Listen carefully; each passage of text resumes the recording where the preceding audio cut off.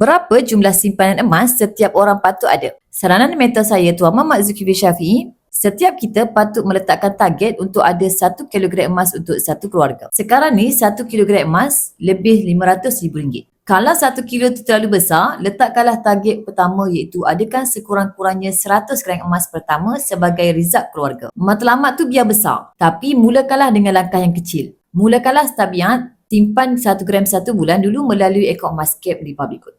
Menurut pakar kewangan Tuan Azizi Ali, setiap kita sepatutnya simpan sekurang-kurangnya 10% daripada kekayaan kita ke dalam bentuk emas sebagai benteng terakhir kekayaan kita. Ini disebabkan nilainya lebih terjamin dan tidak akan terjejas walaupun keadaan ekonomi ataupun politik sesebuah negara. Emas ni merupakan aset peribadi kita. Tiada siapa tahu berapa banyak emas yang kita simpan dan ia tidak boleh dibekukan oleh kerajaan sebagaimana aset-aset fizikal yang lain. Dan ia boleh dijadikan sebagai benteng terakhir kekayaan kita dan ahli keluarga kita. Sebab itulah kenapa anda perlu simpan emas. Bagi anda hari ini nak mengalihkan duit simpanan jangka masa panjang ke dalam bentuk emas, boleh isi borang saya out untuk saya daftarkan Tuan Puan sebagai ahli public gold.